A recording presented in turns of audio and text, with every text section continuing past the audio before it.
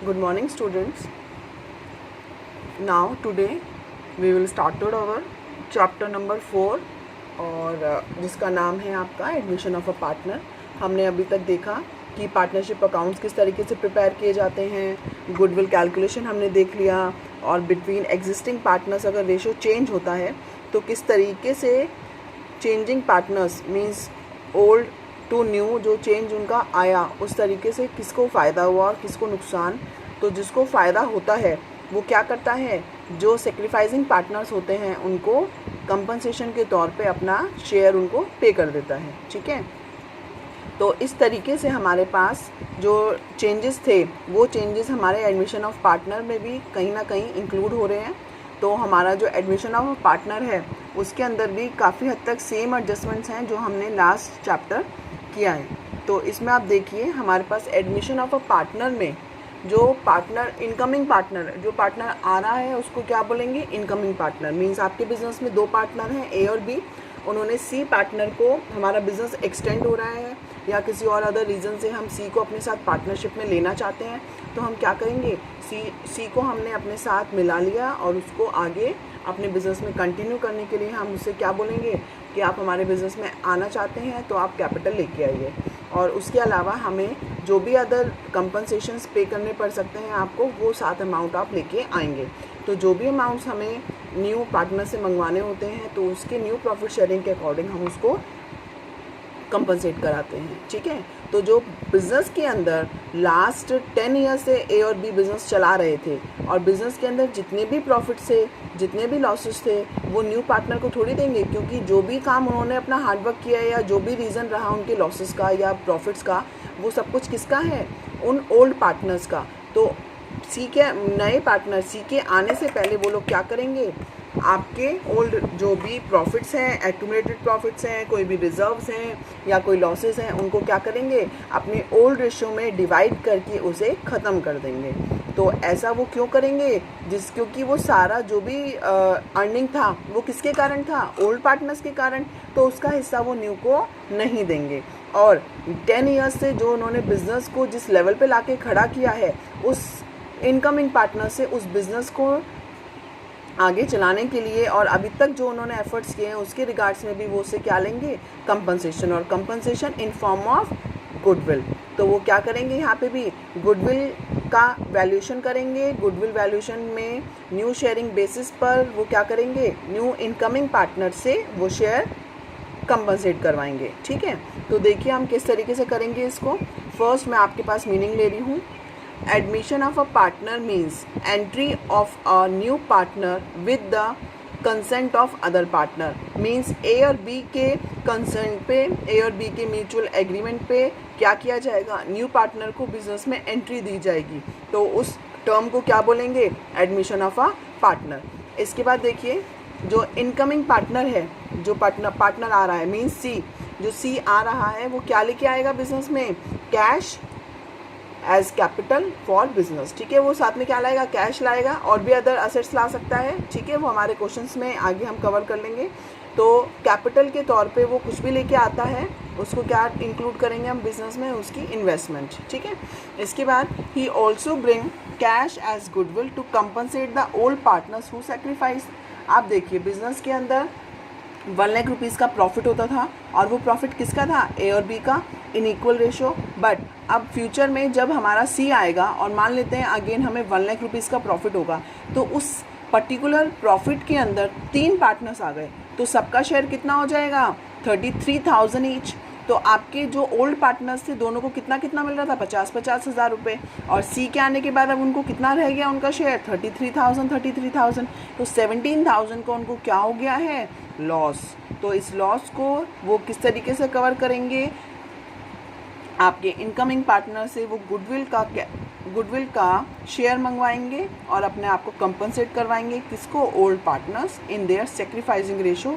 Gaining में कौन है, जो न्यू पार्टनर आया है, तो ऑब्वियसली वो आया है गेनिंग रेशो में और अपना आगे शेयर लेगा, तो उससे हम क्या करेंगे, गुडविल जो वैल्यूड होगी उसमें हम क्या कर लेंगे, सेक्रीफाइसिंग गेनिंग रेशो में जो कैश का अमाउंट बनेगा वो न्यू पार्टनर लाएगा और अपने ओल्ड पार्टनर्स को दे देगा। ठीक है, तो अब देखिए किस तरीके से इफेक्ट आएगा। Old partnerships comes to an end, जो हमारी पुरानी पार्टनरशिप की डीलिंग थी ए और बी के बीच में 1:1 वाली, ये क्या हो जाएगी, ब्रेक हो जाएगी, इसको हम ख़त्म कर देंगे। न्यू पार्टनरशिप बनेगी ए बी एंड सी के साथ, कौन सी हो जाएगी, 1:1:1। ठीक है, तो इस तरीके से क्या हो गया, न्यू पार्टनरशिप एग्जिस्टेंस में आएगी और ओल्ड क्या हो गई, ख़त्म, और न्यू क्या हो जाएगी आपकी स्टार्ट। ठीक है, इसके बाद देखिए new partner will going to have the following rights, उसको क्या क्या राइट्स मिलेंगे, वो फॉर्म में जो प्रॉफिट है उसके अंदर क्या करेगा, उसको हिस्सा मिलेगा। ठीक है, और वो बिजनेस की सारी एसेट्स और लाइबिलिटीज़ को क्या कराएगा, रिवैल्यूट कराएगा। उसके अलावा और कोई भी अदर राइट्स होगा according to your partnership deed, वो उसको मिल जाएगा। ठीक है, इसके बाद देखिए एसेट्स एंड लाइबिलिटीज़ जो रिवैल्यूड होंगी, वो उसका जो रीज़न रहेगा वो क्यों होगा, एसेट्स एंड लाइबिलिटीज़ क्यों रिवैल्यूड होती है, ये हम लास्ट में भी कवर कर चुके हैं। इसका रीज़न क्या रहता है कि हमारा जो चेंज इन शेयर था, और मैंने उसमें भी आपको टॉपिक बताया था कि एडमिशन है। अब एडमिशन के टाइम पे क्या हुआ, हमारी पुरानी पार्टनरशिप ख़त्म हो चुकी है, न्यू पार्टनरशिप स्टार्ट होगी। तो न्यू पार्टनरशिप में आने के लिए हम क्या करेंगे, अपनी एसेट्स एंड लाइबिलिटीज़ की वैल्यू को रीचेक करेंगे, उनको रिवैल्यू करेंगे, इंक्रीज़ और डिक्रीज़ चेक करेंगे, और इंक्रीज़ और डिक्रीज़ का जो नेट इफेक्ट होगा वो ओल्ड रेशो में, ओल्ड पार्टनर्स में जाएगा। क्योंकि मान लेते हैं हमने 5 years बिफोर एक असेट ली थी 10 लाख रुपीज़ की, मे बी लैंड। ठीक है, आपने लैंड परचेज की, और अब हम 5 years बाद एक एग्रीमेंट साइन कर रहे हैं न्यू पार्टनर के आने का, और आज हमने अपनी एसेट रिवैल्यू की 20 लाख रुपीज़ की। तो हम बुक्स में 20 लाख रुपीज़ की एसेट दिखाएंगे। 20 लाख रुपीज़ की एसेट दिखाएंगे किसके लिए, न्यू पार्टनर के लिए, कि हमारे बिजनेस की वर्थ कितनी है, तो उसके अकॉर्डिंग उससे हम कैपिटल डिमांड करेंगे। ठीक है, तो अब ये जो 20 लाख रुपए की एसेट है और ये जो 10 लाख रुपीज़ का बेनिफिट आया रिवैल्यूएशन, तो इसका फ़ायदा कौन लेके जाएगा, old partners in old ratio. जो उनकी वैल्यू में इंक्रीज़ आया वो उनके कारण आया ना, उनके बिजनेस के चलने के कारण। तो ये जो फ़ायदा है वो किसका है, ओल्ड पार्टनर्स का। तो ओल्ड पार्टनर्स अपने ओल्ड रेशो में इसको डिवाइड कर लेंगे न्यू पार्टनर के आने से पहले। ठीक है, उसके बाद देखिए फर्म की गुडविल हम वैल्यूड करेंगे, हमें नॉर्मली क्वेश्चंस में मेंशन होगी, और नहीं होगी तो हमें आती है कैलकुलेट करनी according to our 3rd chapter. इसके बाद देखिए हम क्या करेंगे, जो गुडविल वैल्यूड होगी उसमें हम सेक्रीफाइसिंग गेनिंग का इफेक्ट देंगे। सेक्रीफाइसिंग गेनिंग रेशो में निकालना आता है old ratio and new ratio के अकॉर्डिंग। तो आप क्या करेंगे, हम अपने सेक्रीफाइसिंग पार्टनर्स को कंपनसेट करेंगे बाय ब्रिंगिंग जो न्यू पार्टनर का हिस्सा है, न्यू शेयर, उस न्यू शेयर के अकॉर्डिंग वो गुडविल में से क्या लाएगा, अपना शेयर लेके आएगा, और उस शेयर को वो किसको दे देगा, सेक्रीफाइसिंग पार्टनर्स को। सेक्रीफाइसिंग पार्टनर कौन होंगे, नॉर्मली कौन रहेंगे, आपके ओल्ड पार्टनर्स। ठीक है, अब देखिए एडजस्टमेंट्स पॉइंट क्या क्या रहेंगे यहाँ पे, आपकी change in profit sharing ratio रहेगा। अभी तक आपको क्या दिया हुआ था, old ratio and new ratio, आपको क्या निकालना होता था, सेक्रीफाइसिंग गेनिंग। अब आपको क्या दिया जाएगा, सिर्फ आपको ओल्ड रेशो दिया जाएगा और न्यू प्रॉफिट शेयरिंग रेशो आपको यहाँ निकालना होगा। देन हम सेक्रीफाइसिंग एंड गेनिंग निकालेंगे, या हमें न्यू प्रॉफिट शेयरिंग भी फाइंड आउट करनी पड़ेगी। क्लियर है।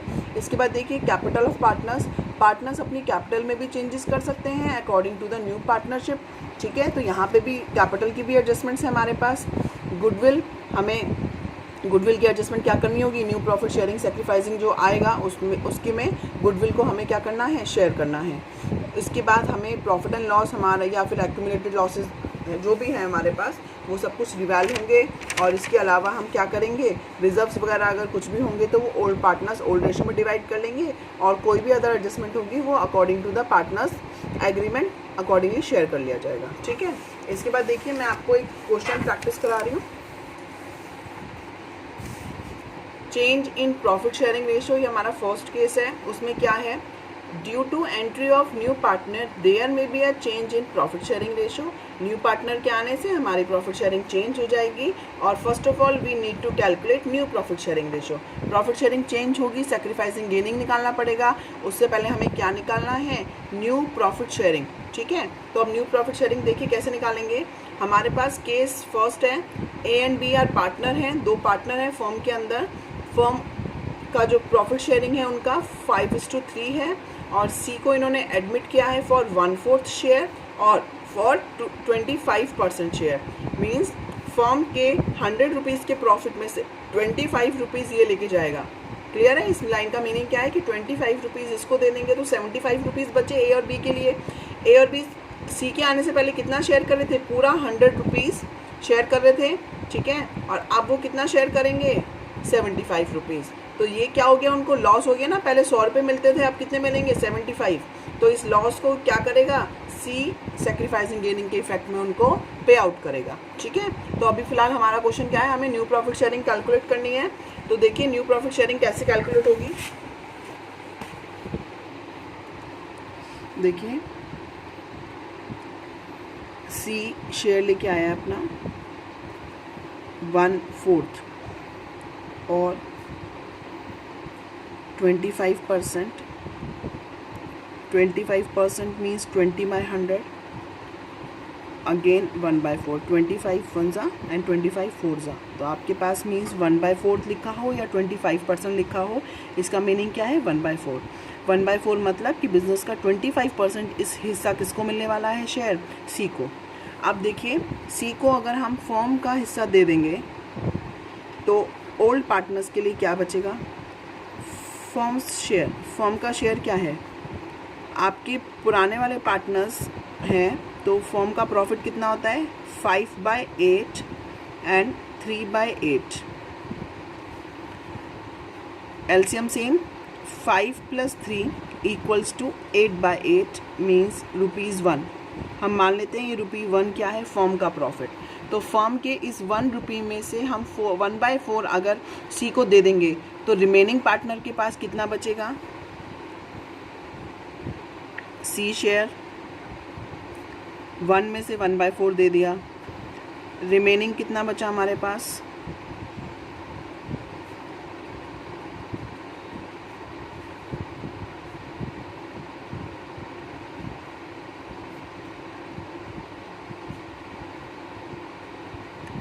पहले जो फर्म का शेयर था वो क्या था? 1 रुपये। किसका था ये?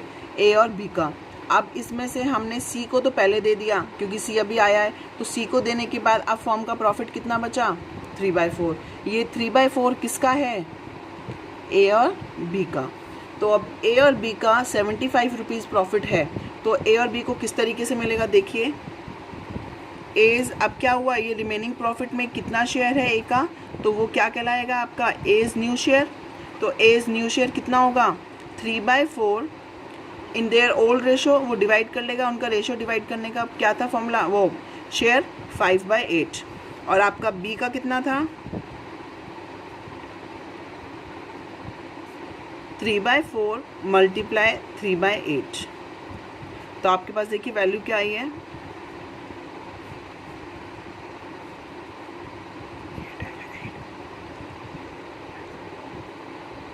15/32 एंड 9/32। इसके बाद सी का न्यू शेयर कितना है? हम न्यूमिनेटर और डिनोमिनेटर को सेम करने के लिए 1/4 हमारा सी का शेयर था, उसको हम इस बैलेंस में लाने के लिए 8/8 से मल्टीप्लाई करेंगे। अगर आप इसको कट करेंगे तो 1 ही आएगा।